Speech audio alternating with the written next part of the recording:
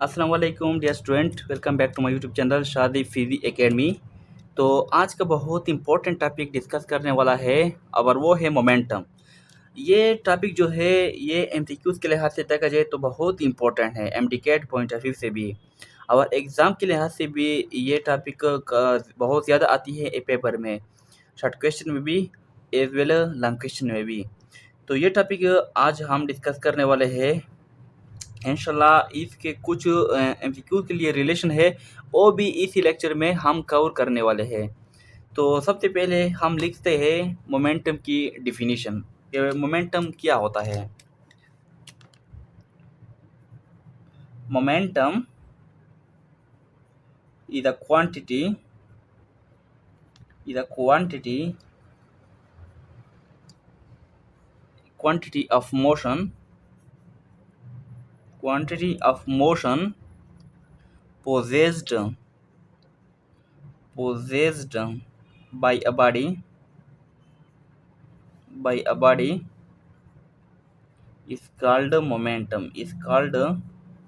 is called momentum. Momentum is a quantity of motion possessed by a body is called momentum. Momentum किसी जिस्म में मौजूदा हरकत की मिकदार को मोमेंटम कहते हैं। मोमेंटम किसी जिस्म में मौजूदा हरकत की मिकदार को मोमेंटम कहते हैं। लेट्स सपोज दैट हमारे पास डियर स्टूडेंट एक बॉडी है, ये एक बॉडी है सपोज करते हैं हम। तो इस बॉडी की मास क्या होती है? एम मास है, यानी एम क्या है? इस बॉडी की मास है।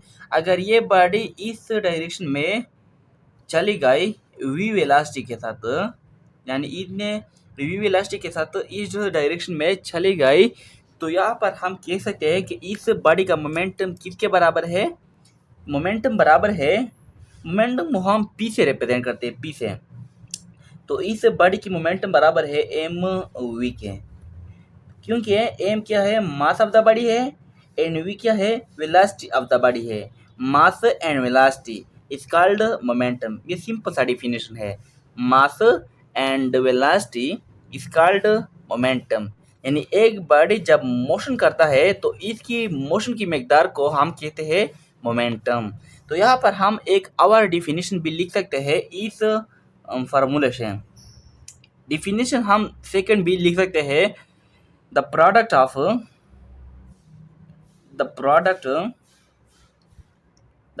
of mass and velocity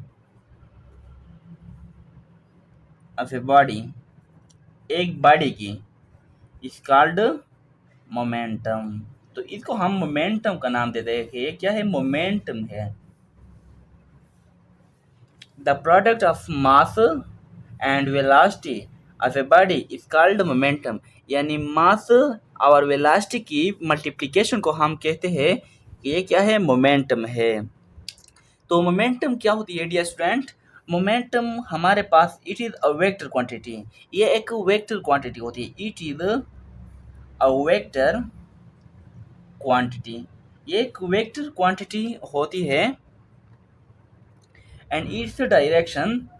अगर ये वेक्टर क्वांटिटी है तो फिर इसकी डायरेक्शन भी लाजमी है, क्योंकि वेक्टर क्वांटिटी के लिए दो चीज़ें मस्ट है, एक मोमेंटम, सेकंड डायरेक्शन। तो इसका मैग्नीट्यूड तो मालूम है, लेकिन इसका डायरेक्शन भी है मोमेंटम का। तो इसका जो डायरेक्शन है, इट्स डायरेक्शन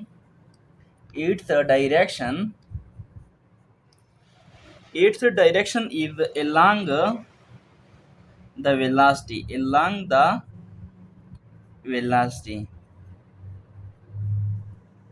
यानी इसका जो डायरेक्शन है मोमेंटम का, ये वेलोसिटी की डायरेक्शन में है, क्योंकि momentum is equal to M V. तो हमारे पास मोमेंटम या वेक्टर क्वांटिटी है और वेलोसिटी भी। तो इन दोनों की डायरेक्शन क्या है? सेम डायरेक्शन है। जिस डायरेक्शन में वेलोसिटी है तो इसी डायरेक्शन में मोमेंटम भी होगी। सेकंड हम पॉइंट लिख सकते हैं मोमेंटम के बारे में, इट्स SI यूनिट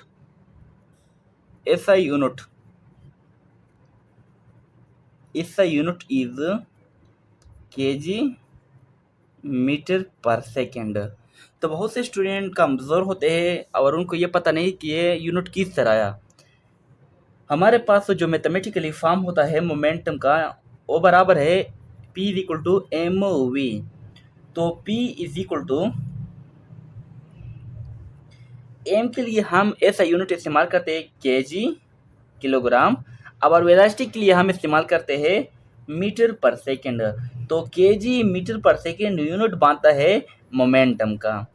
तो यहाँ पर हम लिखते हैं इट्स ऐसा यूनिट इज केजी मीटर पर सेकेंड। ये मोमेंटम की बात हो रही है। और यहाँ पर सेकेंड इम्पोर्टेंट पॉइंट है मोमेंटम का डायमेंशन, यानी it's dimension dimension dimension is. तो यहाँ पर हम मोमेंटम का डायमेंशन किस तरह लिखते हैं? तो मोमेंटम का डायमेंशन हम सिंपली इसकी यूनिट से मालूम करते हैं। ये है यूनिट ऑफ मोमेंटम।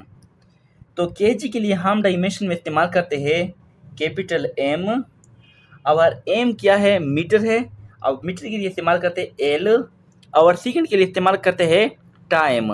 लेकिन ये सेकंड डिवीजन में है, तो टाइम भी डिवीजन में होगा, डिवीजन में। तो यहाँ पर मोमेंटम का डायमेंशन बराबर होता है एम एल टी इनवर्स। और इसको इस तरह स्क्वायर ब्रैकेट में आप बांध भी कर ले, तो ये बनता है मोमेंटम का dimension M L T inverse. तो यहाँ पर हम लिखते हैं its dimension is M L T inverse. ये हो गया मोमेंटम का dimension.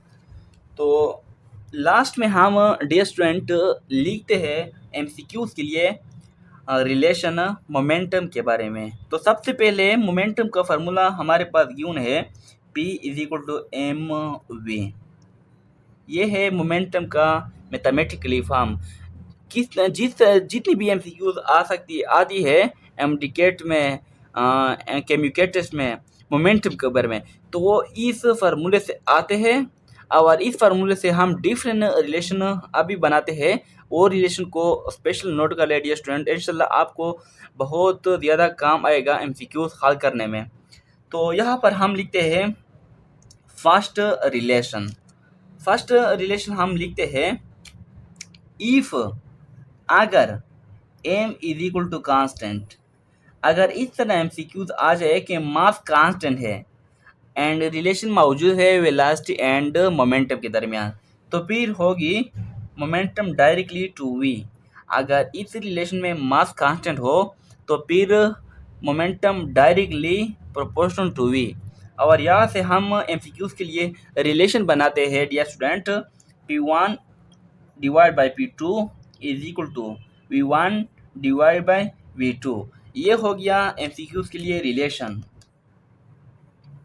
P1 divide by P2, V1 divide by V2, sorry V1 नहीं V2। तो ये रिलेशन हम कब इस्तेमाल करते हैं? बहुत स्टूडेंट के समझ में ये क्वेश्चन आया होगा।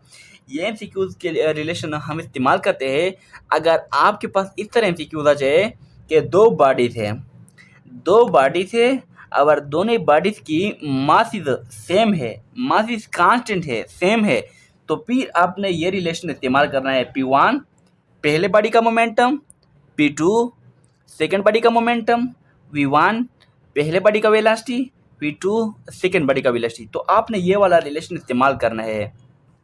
सेकेंड रिलेशन मोमेंटम के ये है एमसीक्यूज के लिए, if v is equal to constant.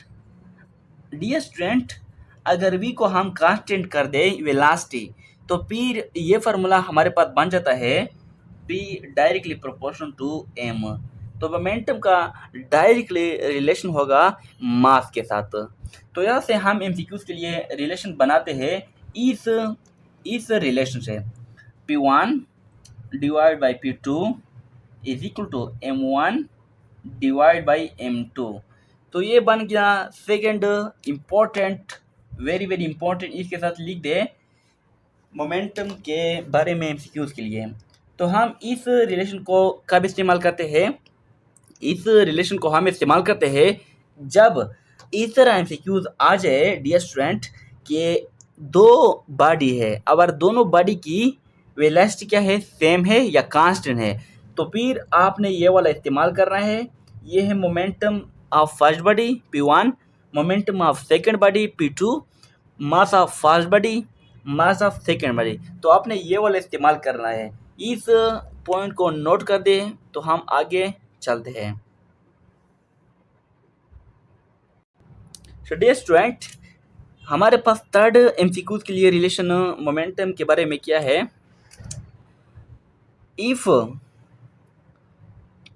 Momentum is constant, अगर मोमेंटम को हम कांस्टेंट कर दे तो हमारे पास रिलेशन बन जाता है मास इनवर्सली प्रोपोर्शनल टू ओवी। ये रिलेशन बनता है हमारे पास। अगर मोमेंटम कांस्टेंट हो तो एम का इनवर्स रिलेशन है वेलोसिटी के साथ। और यहाँ से हम एमसीक्यूज के लिए रिलेशन बनाते हैं m1 divide by m2 is equal to v2 divide by v1। ये रिलेशन बन गया डियर स्टूडेंट एमसीक्यूज के लिए। इस पर हम एमसीक्यूज सॉल्व कर सकते हैं। लेकिन इस रिलेशन का इस्तेमाल कब होगा और कैसा होगा, जब हमारे पास इस तरह एमसीक्यूज आ जाए। तवज्जो के साथ सुने, इस तरह एमसीक्यूज आ जाए डियर स्टूडेंट के momentum of the body constant हो, momentum of the body constant हो, तो आपने ये वाला इस्तेमाल करना है कि लेट्स सपोज दैट एक बॉडी है, इसका दो बॉडी है और इसका मोमेंटम क्या है, कांस्टेंट है। तो m1 क्या है, फर्स्ट बॉडी का मास है, m2 सेकंड बॉडी का मास है, v2 सेकंड बॉडी का वेलोसिटी है, v1 फर्स्ट बॉडी का वेलोसिटी है। तो आपने ये वाला इस्तेमाल करना है। तो डियर स्टूडेंट, ये है आज का लेक्चर मोमेंटम के बारे में। इंशाल्लाह कल नेक्स्ट लेक्चर मोमेंटम के एमसीक्यूज के बारे में अपलोड होंगे मेरा यूट्यूब चैनल पर। जितनी भी इम्पोर्टेंट एमडीकेट एमसीक्यूज है पास्ट पेपर का, तो वो इंशाल्लाह हम नेक्स्ट लेक्चर में अपलोड करेंगे। अगर आपको ये लेक्चर अच्छा लगा हो तो इस लेक्चर को लाइक कर दो और एक अच्छा सा कमेंट कर दो, क्योंकि आपका एक अच्छा सा कमेंट की वजह से मुझे मोटिवेशन मिलते हैं रियली। एंड इस चैनल को सब्सक्राइब कर लें। इंशाल्लाह मिलते हैं नेक्स्ट लेक्चर में। थैंक्स।